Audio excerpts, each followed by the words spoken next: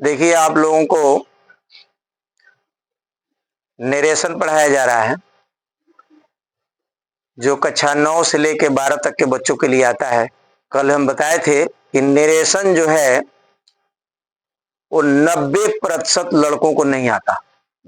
ये मैं 35-40 साल का अनुभव बता रहा हूं कि 90% लड़कों को नहीं आता।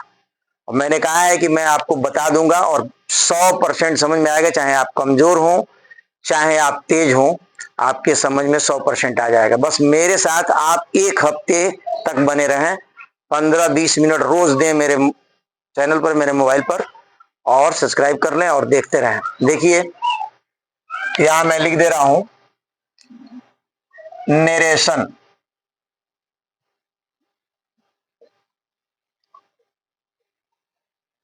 जैसा कि कल बताए थे, हमको नरेशन का मतलब होता है कहना, बोलना, स्पीच, वक्तव्य, कहानी, बहुत सारा अर्थ होता है इसका।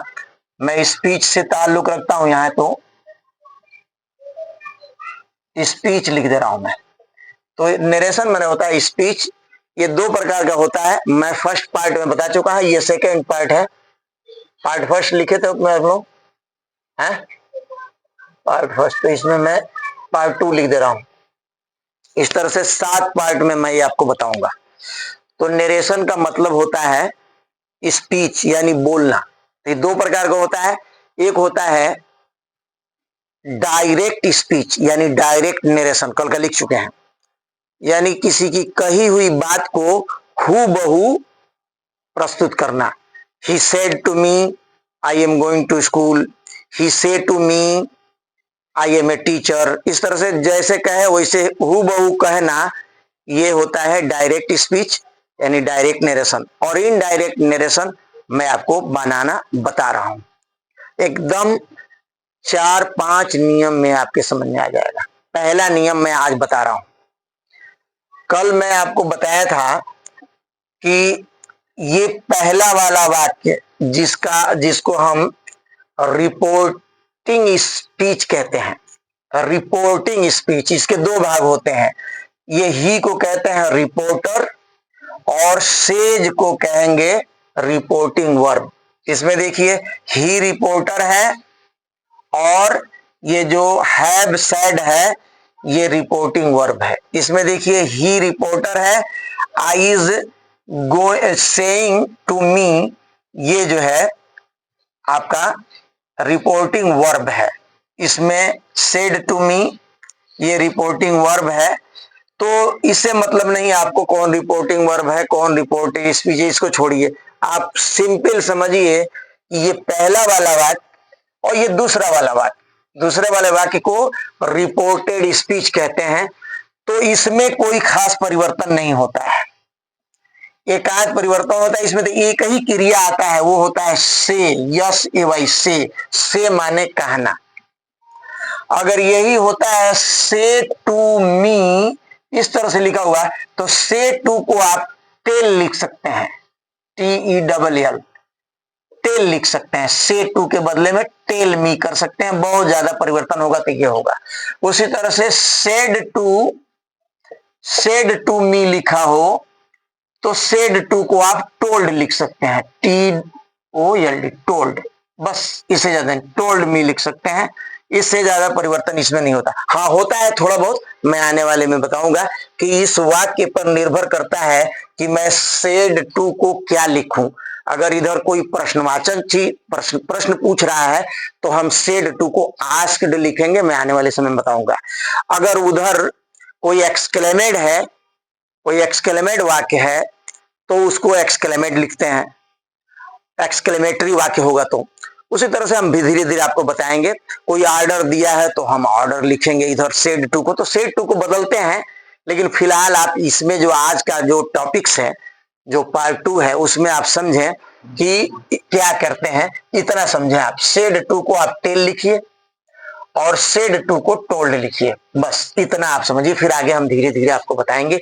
ये एक दिन पढ़ाने वाला नहीं है एक्टिव वॉइस से पैसिव वॉइस के जैसे कि आपको एक दिन में हम पढ़ा देंगे, या ट्रांसलेशन प्रेजेंट इंडेफिनिट नहीं एक दिन में पढ़ा देंगे आपको। कम से कम इसमें हफ्ते दिन 10 दिन भी लग सकता है। आप मेरे साथ बने रहें, लेकिन ये मैं वादा करता हूं कि 100% आपके समझ में आ जाएगा, ये मेरा वादा है। यहां देखिए, इसको मैं बना रहा हूं, सीखिए। देखिए, ही सेज बदलेगा नहीं, वैसे को वैसे रहेगा। आप ही सेज वैसे ही लिख लीजिए, एक वचन ही है इसलिए इसमें यस लगा हुआ है।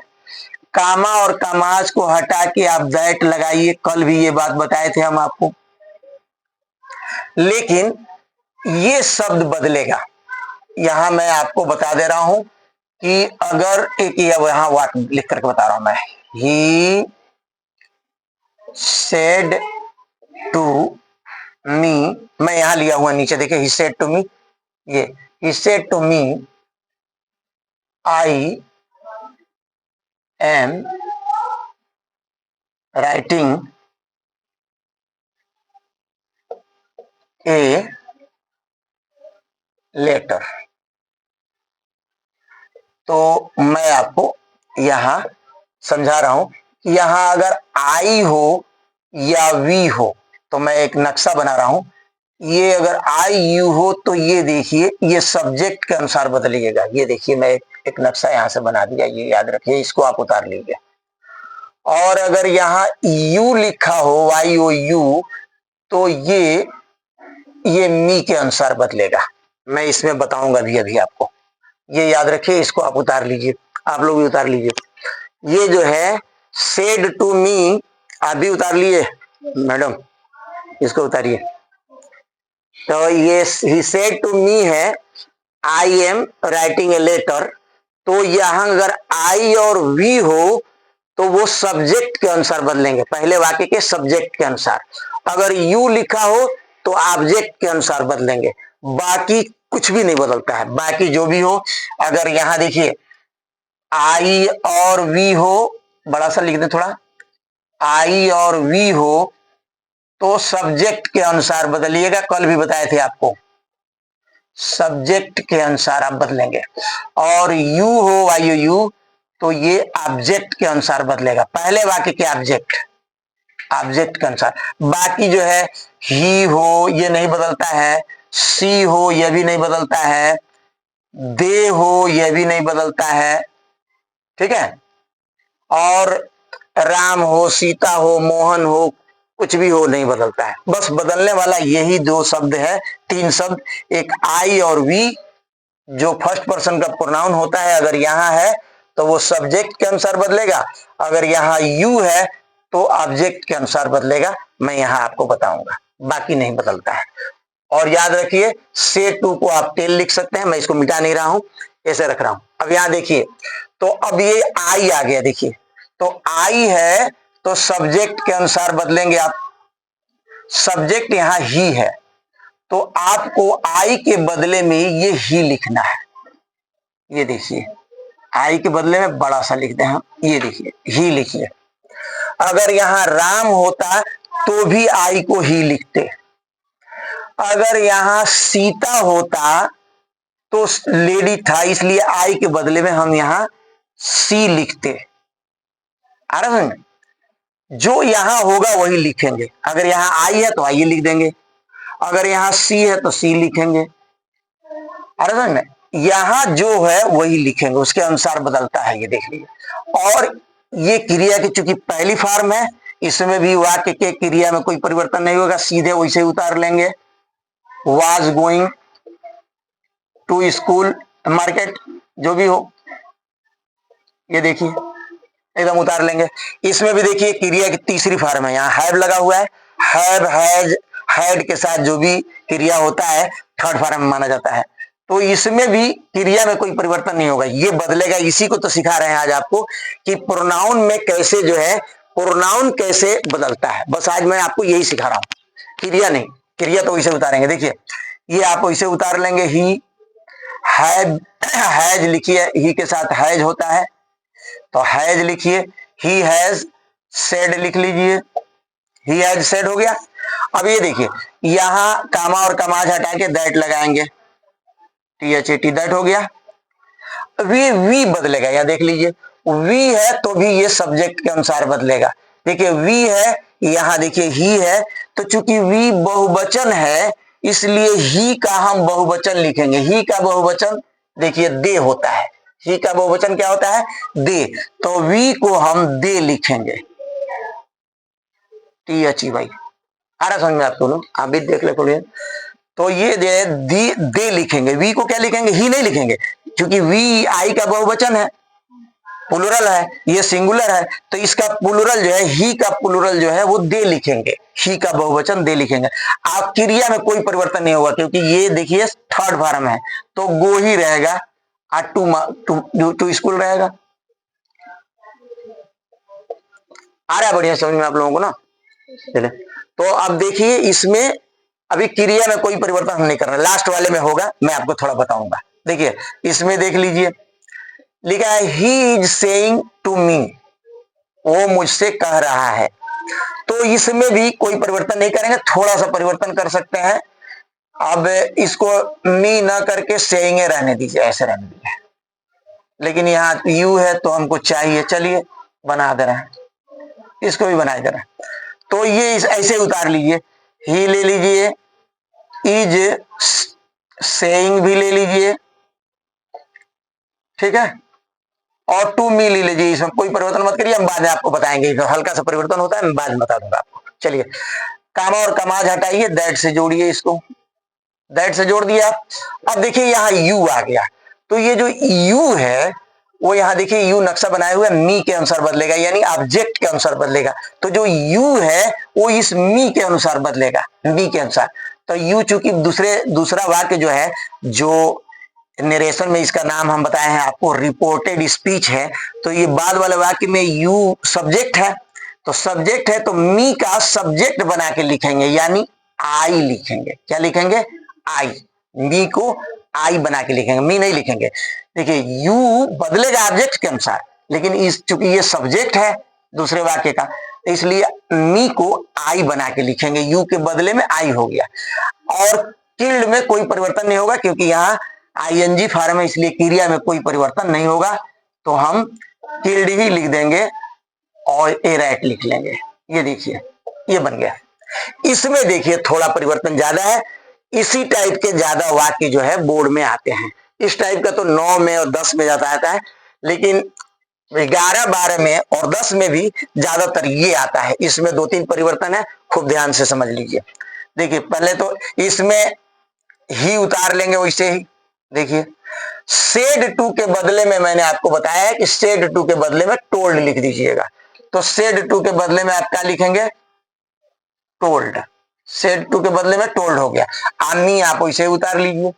अब कामा और कमाज हटाइए और उसको दैट से जोड़ दीजिए, दैट लिख दिए। अब देखिए यू बदलेगा, जैसा कि यहाँ यू बदला था, यू जो है बी के अनुसार, तो यू मी के अनुसार बदलेगा, यानी यू, ये कहिए कि यू मी बन जाएगा, लेकिन चूंकि सब्जेक्ट है ये, इसलिए हम मी का सब्जेक्ट, आई मी होता है ना, तो मी का सब्जेक्ट यहां लिखेंगे आई।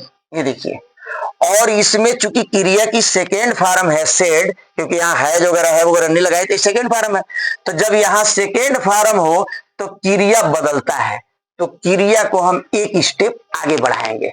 ऐसे तो नियम बताया जाता है कि प्रेजेंट इंडेफिनिट टेंस का वाक्य हो तो पास्ट इंडेफिनिट बदलते हैं, पास्ट इंडेफिनिट टेंस का वाक्य हो तो पास्ट परफेक्ट टेंस में बदल देते हैं, प्रेजेंट कंटीन्यूअस टेंस का वाक्य हो तो पास्ट कंटीन्यूअस टेंस में बदल देते हैं, पास्ट कंटीन्यूअस टेंस का वाक्य हो तो पास्ट परफेक्ट कंटीन्यूअस टेंस बदलते हैं। इस तरह से 12 टेंस का 12 नियम होता है, लेकिन मैं आपको ऐसा नियम नहीं बता रहा हूं। मेरा नियम है आप क्रिया को एक स्टेप आगे बढ़ा दीजिए।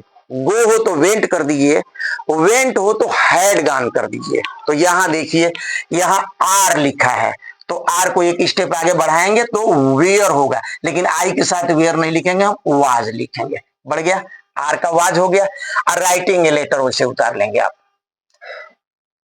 राइटिंग ए लेटर वैसे उतार लेंगे। ये देखिए, तो ये हो गया, he said me, he told me that I was writing a letter. इसमें थोड़ा ज्यादा परिवर्तन हुआ। इसमें एक तो यू मी के अनुसार बदला आई हुआ, सेड टू के बदले में टोल्ड हुआ, 2 परिवर्तन। और तीसरा क्रिया को भी एक स्टेप आगे बढ़ाना पड़ा, क्योंकि यहां सेड टू लिखा था। एक चीज आप और याद कर लें ताकि कल आपको बनाने में दिक्कत नहीं होगी। इसको तो पूरा उतार लीजिए आप लोग। आज जो लोग मोबाइल में देख रहे हैं इसको आप 2 बार करके देख लीजिए, या इसको कभी भी पढ़िए तो पेन और कॉपी लेके बैठिए, फिर मेरा चैनल को सब्सक्राइब करिए और चैनल खोलिए, सामने रख लीजिए, जो मैं बोल रहा हूं उसको भी सुनिए, मेरे हाथ के इशारे को भी देखिए और इसको आप नोट करिए। नोट करके जो याद करने वाली चीज है उसे आप याद करें, आज जो समझने वाली चीज है उसको समझें। दोनों अलग अलग चीजें होती हैं। सब चीजें केवल समझना नहीं होता है, कुछ याद भी करना होता है, बिना याद किए नहीं होगा। तो ये देखिए मैं यहाँ इसको मिटा रहा हूं, इसको लिख चुके हैं आप लोग, तो इसको मैं मिटा करके एक चीज लिख रहा हूं, देखिए वो है प्रोनाउन के रूप लिख दे रहा हूं मैं, इसकी जरूरत आगे आएगा। यहां देखिए आई का जो रूप होता है वो आई मी, थोड़ा और बड़ा लिखिए, आई मी, माई, माइन। ये देखिए आई मी माई माइन, ये क्रिया का, ये प्रोनाउन का रूप हुआ। We, us, our, ours. ये देखिए वी, अस, आवर, आवर्स, ये इसका रूप हुआ। ये फर्स्ट पर्सन का प्रोनाउन है और ये जब रहेगा यहां तो सब्जेक्ट के अनुसार बदलेंगे, इसके अनुसार बदलेंगे, याद रखिएगा। सेकेंड पर्सन का प्रोनाउन एक ही होता है यू, यही आप और तुम दोनों के लिए, ये सेकेंड पर्सन का प्रोनाउन है। ये फर्स्ट पर्सन का प्रोनाउन हो गया, ये सेकेंड पर्सन का प्रोनाउन हो गया। इसका रूप चलता है you, your, Y O U R, your, yours, Y O U R S, yours, you, your, yours. आगे समझ में। और थर्ड पर्सन का जो प्रोनाउन होता है वो 3 होता है, 4 होता है। देखिए एक हो गया ही, हीज, देख रहे हैं, हिम, ही, हीज, हिम, हाँ यही होता है, ही, हीज, हिम। अब ये देखिए दूसरा जो होता है सी होता है, क्या होता है, सी, सी का होता है हर और हर्ष, ये देखिए। और होता है इट, ये निर्जीव चीजों के लिए इस्तेमाल किया जाता है इट का, ये तो जेंट्स के लिए इस्तेमाल किया जाता है, ये लेडीज के लिए, और ये जो है निर्जीव के लिए जो वस्तुएं हैं, ईट, ईट और इट्स, ये रूप हो गया इसका। और तीनों का बहुवचन होता है दे, टी एच ई वाई, यानी प्लुरल। ये सिंगुलर है, ये प्लुरल है, इसमें ये सिंगुलर प्लुरल दोनों ये यू है, इसमें ये सिंगुलर है, ये प्लुरल है, ये एक वचन है, ये द्विवचन है, ये एक वचन द्विवचन दोनों है। ये ही, सी, इट एक वचन में इस्तेमाल करते हैं, ये द्विवचन में, ये सिंगुलर, ये प्लुरल।